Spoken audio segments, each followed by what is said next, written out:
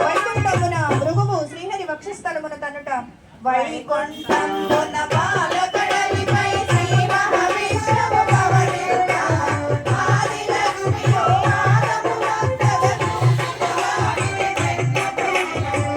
సమయంబున భృగుమునీంద్రుడు వైకుంఠమునకు అరుదించే ఆసనమిచ్చి అమరలిని అతని కోపము తెంచి కడు వినయంబున కమలకారుడు ముని పొంగముని పాదములోకి నేత్రము చిదిమి జ్ఞానోదయమే చేసెనుగా.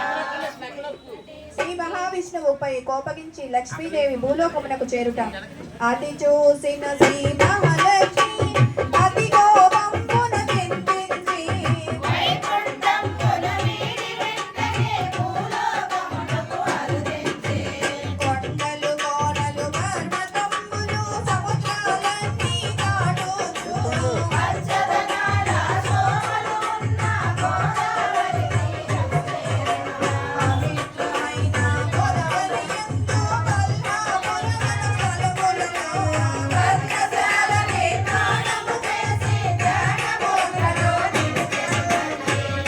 లక్ష్మీదేవిని వెదుకుచు నారాయణుడు శేషాద్రి చేరుట లక్ష్మీదేవి లేని వైకుంఠము పడను రంగి నడుమీరాయే రమాదేవినే తలచుచు స్వామి పరిపరిమితముల శోభించే సతిని వెదుకుచు నారాయణుడే పుడమికి చేరెను లోకమున ఎంత మారైన మాతదాసులే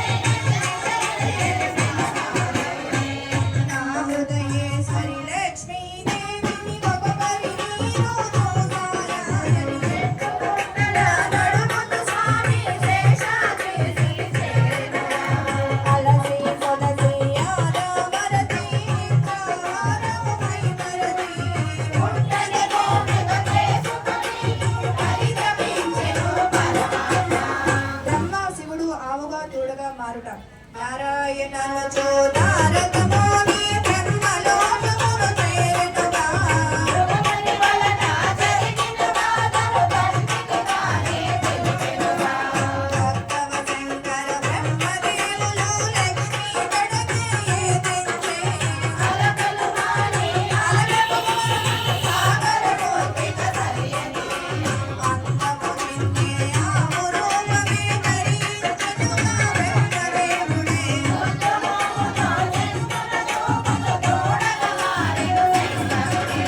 నుదుటన బొట్టు ముక్కుకునంచు తోపున పూలు మురువెనుగా చక్కదనాల చీరను కట్టి వల్లభామగా మారెను లక్ష్మి. ఆవు దూడను తోలుకు వెళ్ళి చూడరాజుకే అర్పించి మందలో కలిసిన మహనీయులకు వందనమిచ్చు కావిడి.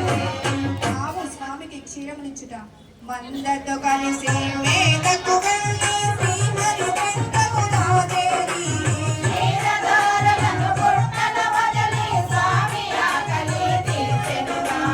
అది గమనించిన గోవుల కాపరి అతి కోపముతో పరుగెడుతూ గంటగొట్టలని చేతను పూని ఆవును కొట్టగా ఎత్తెనుగా. అది గమనించిన శ్రీ మహావిష్ణువు ఆవు కొట్టున నిలిచే గొడ్డలి వేటు తలపై పడగా నెత్తటి దారతో తడిచెనుగా.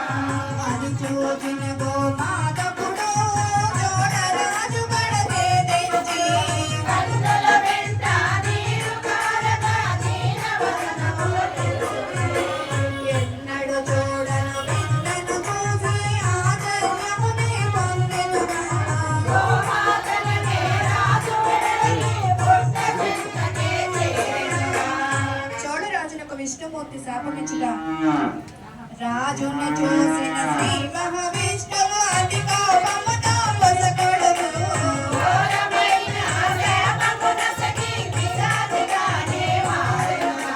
పవిత్రమూర్తి పతిత పావన ఈ పాపమునే నెరుగనుగా. శాపముగా మీ క్షమించమంటూ స్వామి పదములే పట్టెనుగా. కరుణామయుడు నారాయణుడు చోళరాజుని క్షమించి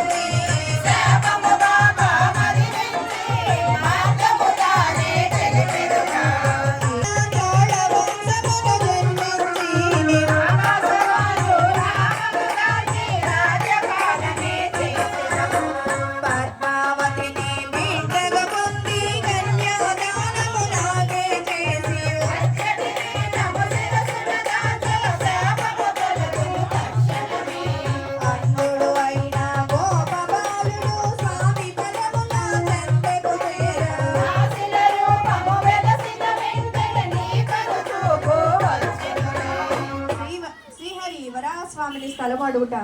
శ్రీ మహావిష్ణువు అజగా నుండి బయలుదేరి వెళ్ళెనుగా.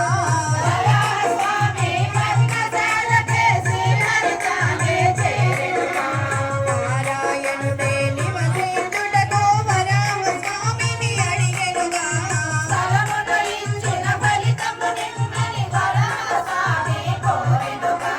కలియుగమందున నన్నే కొలువుగా భక్తులు ఎందరో వచ్చెదరు.